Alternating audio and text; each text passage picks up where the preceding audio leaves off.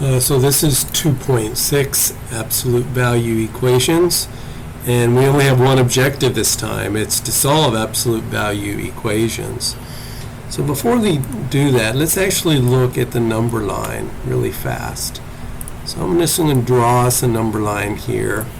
Remember, it goes from infinity to infinity, so we can add little arrows here. And then arbitrarily, I'm going to say 0 is right in the dead center. So that's going to stand for 0.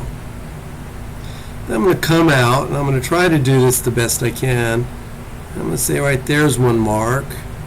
And about just eyeballing it, that's another mark. And we'll just arbitrarily say that this is 10, and this is minus 10. Now the point is, the absolute value of minus 10 is equal to the absolute value of 10. Sorry for using not the best color there. In other words, the absolute value of this number here, minus 10, is the same as the absolute value on the other side of 0, which is 10. And all the absolute value actually is a measurement of distance. It measures the distance from 10. Maybe I should have used a different color there. Maybe that's where I should have used red. It measures the distance from 10 to 0 and from 10 to 0. It's evident to me now that those aren't even close to the actual distance, but we'll just pretend they are. So that introduces us to a theorem. Again, a theorem is like a statement that is always true if the conditions for the theorem is true. And they're really common in mathematics. I use the word all the time, like I said earlier, or maybe I didn't. I don't know what I said to your class or to college algebra. Theorems are to mathematics like theories are to science. And to teach mathematics without ever referring to theorems, to me, I think is really, really doing you a disservice. I'm going to actually do this. I can make this a little bit bigger. So we're going to look at this theorem. Your book, if you read in the textbook, these are just never called theorems. They're just presented as little boxes, or sometimes they might be called facts, but they're literally theorems. The only thing that I don't do is bother to prove it. I will prove a theorem later on that's really simple, because mathematics is about proof as much as it is solving. So this is the name of the theorem that I just created, is called equations of the form the absolute value of x equals b. And this is the statement. Let x stand for an algebraic expression. So I'm not talking an awful lot about an algebraic expression, but the think about an algebraic expression is something with a variable x, some numerical statement of mathematics expressed in numbers and symbolism.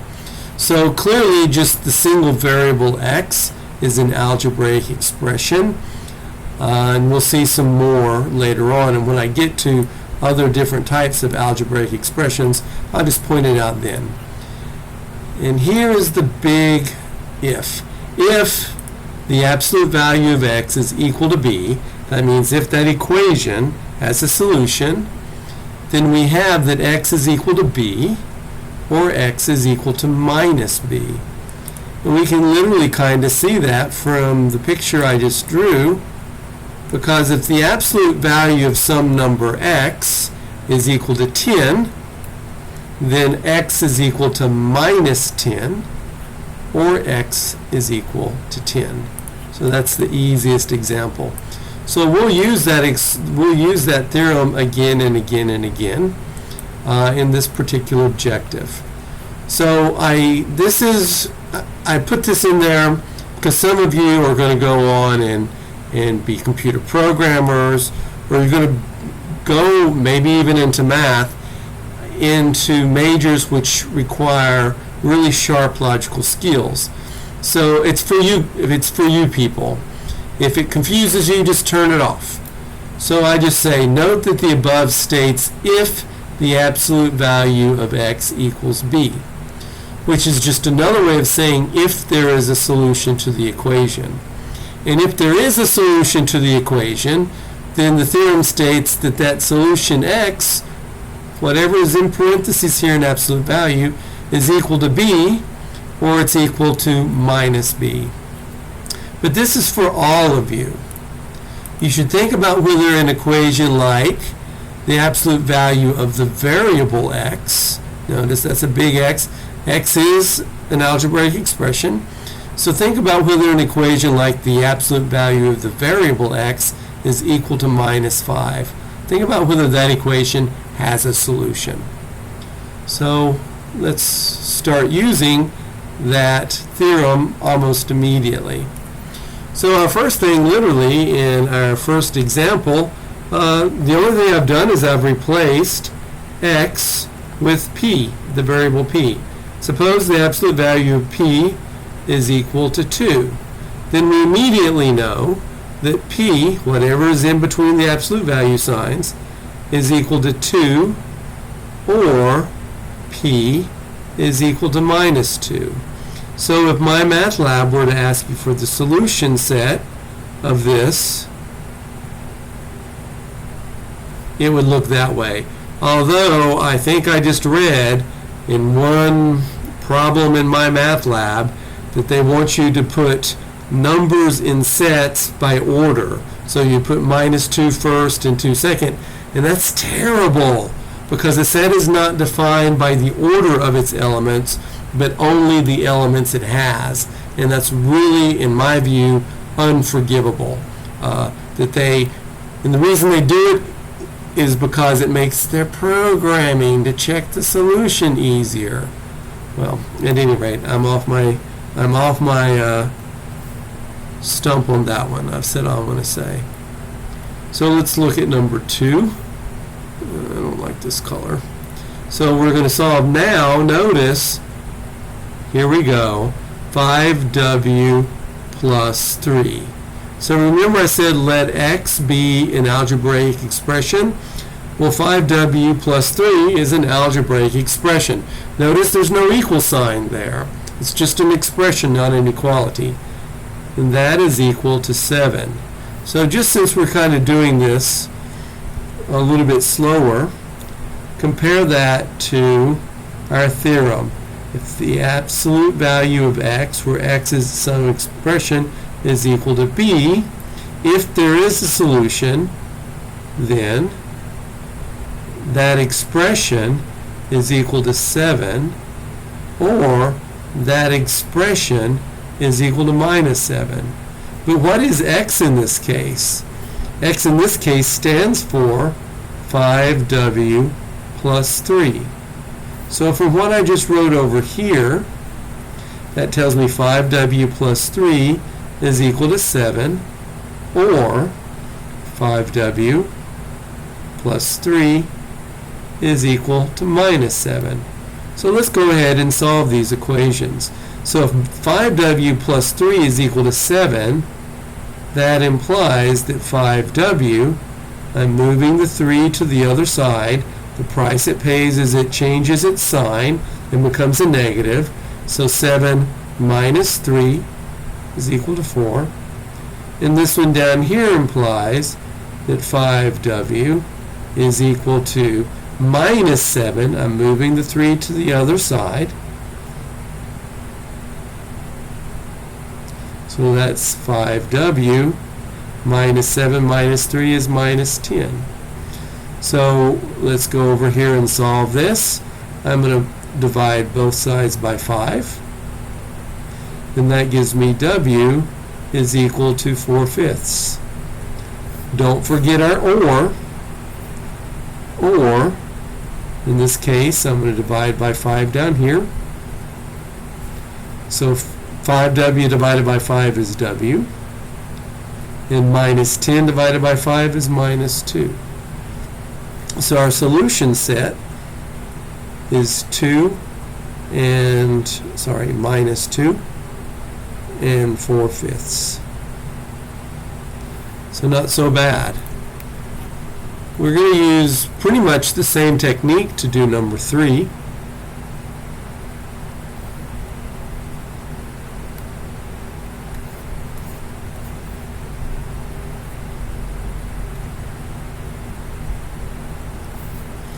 Where we're asked to solve the absolute value of x halves minus 1, that's our expression, is equal to 11. So the theorem says that x halves minus 1 is equal to 11, or x halves minus 1 is equal to minus 11. So how am I going to solve this? I have a fraction. So the first thing I'm going to do is multiply both sides by 2. 2 times x halves is x. So I'm again just using distribution here.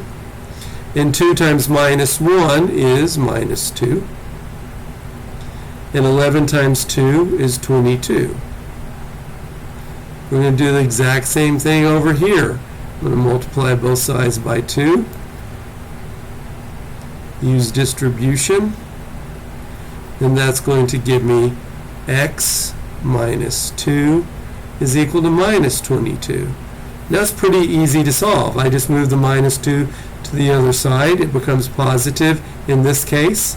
So that's x is equal to 22 plus 2. So that gives me x is equal to 24. Over here, this gives me x is equal to minus 22. The minus 2 moves over and becomes plus 2. So that gives me x is equal to minus 22 plus 2 is minus 20. So our solution set has 24 and minus 20. Both of those values of x work.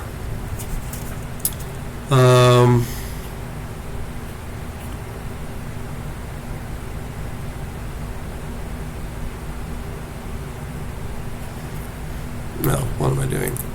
There we go. Ooh, well this is a kind of an interesting one. Let's look at number 4. We'll look at number 4 and think about it. That's a little bit different because I don't have it in the theorem form, do I? So that means I'm going to have to do some algebraic manipulations to change it around. Our theorem stated that when x is an expression, if the absolute value of x is equal to some constant b. But I don't have that. I have the absolute value if the absolute value of 2x plus 5 is equal to 7. But I can change that because the same rules of equality hold. Addition rules. I'm going to move the plus 5 to the other side and become 7 minus 5. So now I have the absolute value of 2x is equal to 2. So that tells me I've got it back into the normal form. In this case, remember x is uppercase. This is 2 times lowercase x. So 2x is equal to my uppercase x. At any rate, I don't want to confuse you. This just says, by exactly what we've been doing, that 2x is equal to 2, or 2x is equal to minus 2. So I'm going to divide through by 2. So that gives me x is equal to 1. Now I'm going to divide through by 2 over here as well. So that gives me x is equal to minus 1. So again, solution set is 1 minus 1. Okay, so that was number 4. That was number 4. And now we're going to do number 5. This one's another wing dinger. Keep throwing stuff. But we're going to go ahead and work this one out. What can we do? I have 2x, 2 times the absolute value of x, plus 3 times the absolute value of x is equal to 15. So I have to somehow combine my variable terms. What are we going to do? I guess the first thing I'm going to do is write down that this is problem number 5.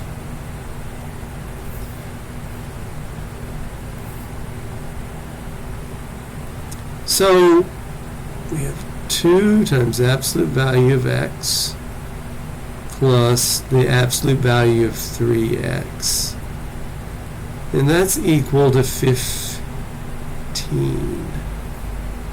So what we're going to do here, and we're going to prove it in just a second, is since 3 is greater than 0, that means by definition the absolute value of 3 is just that same value. So that allows me literally to do the following. 2 times the absolute value of x. It allows me to move the 3 to the outside. Times 3 times the absolute value of x is equal to 15. And now I can actually do something, because I have 2 of something plus 3 of something is equal to 15. So that gives me 5 of that something. And what is that something? It's the absolute value of x. And that's equal to 15. And here again, we can go ahead and use the multiplication principle. I'm dividing through by a positive number. If it were negative, there could be no possible answer. So that gives me the absolute value of x is equal to 15 divided by 5, which is 3. So here I just use my theorem. That means x is equal to 3, or x is equal to minus 3. So what was the justification of this step? In particular, right here, when I took the 3 out and put it down there. So let's actually give you another theorem. A theorem and then an easy consequence of a theorem.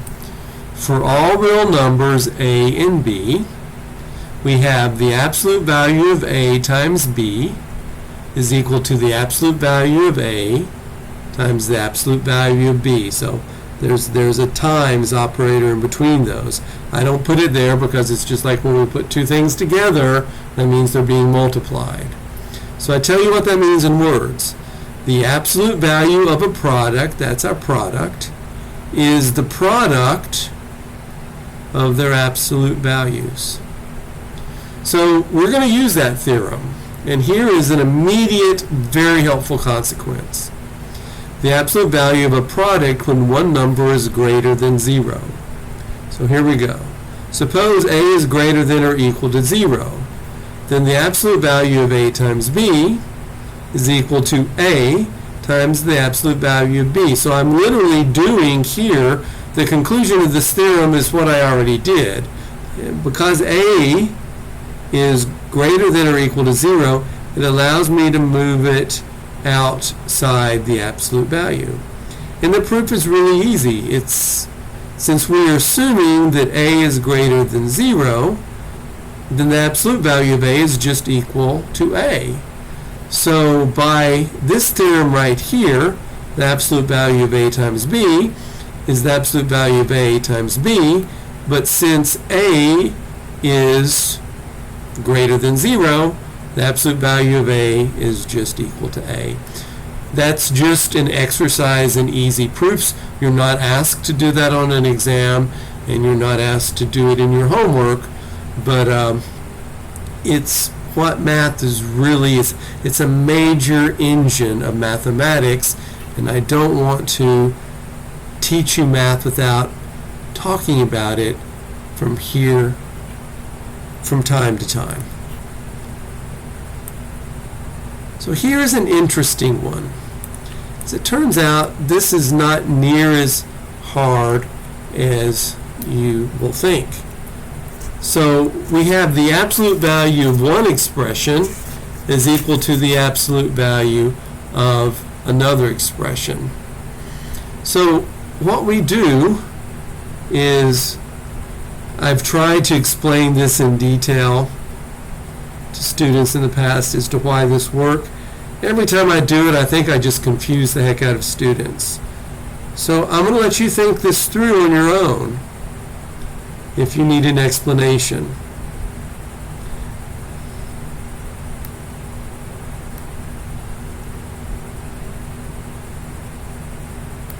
So the way to solve this is just to remove this.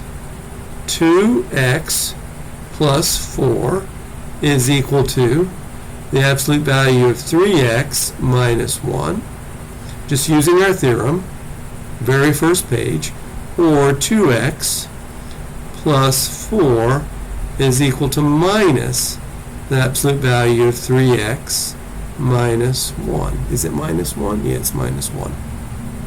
So 3x minus 1 is either going to be positive or negative. And if it's positive, then the negation of it will be negative. If it's negative, then the negation will be positive. So I can literally just drop the absolute values and say 2x plus 4 is equal to 3x minus 1, or 2x plus 4 is equal to minus 3x minus 1. Well, I guess that wasn't such a confusing explanation after all. Maybe I just did a really poor job in the past. So let's just go about solving these. Again, I'm going to move my 2x over here. So that's going to give me my 4 stays behind. It's equal to 3x minus 2x minus 1. Now I'm going to move my 1 to the other side and it becomes positive. 3x minus 2x is just equal to x. I'm going to go ahead and simplify that. So I simplified this part right here. 1 plus 4 is 5 is equal to x. And over here, I'm going to go ahead and work on it. 2x plus 4. Remember, minus something is the same as minus 1 times what's in parentheses. So minus 1 times 3x is minus 3x. Minus 1 times minus 1 is plus 1. So in this case, I'm going to move my minus 3x over to here, so that it becomes positive.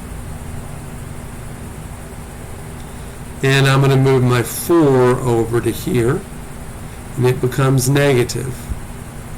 So 3x plus 2x again is 5x. But 1 minus 4 is minus 3. So I know how many 5x's are. I want to find out how many 1x is. So I divide both sides by 3. So x is equal to minus 3/5. So our solution set is minus 3/5 and 5.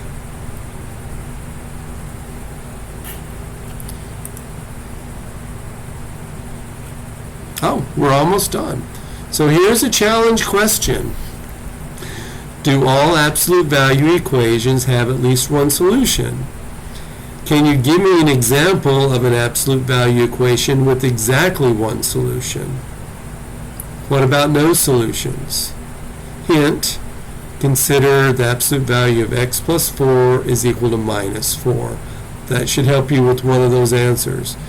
My plan is, on the upcoming exam, you will be given a choice of, you'll be given 3 challenge questions similar to this, things that I've added in the notes, and you will be asked to choose 1 or 2, not all of them, but choose and answer and justify. So that's it for section 2.6.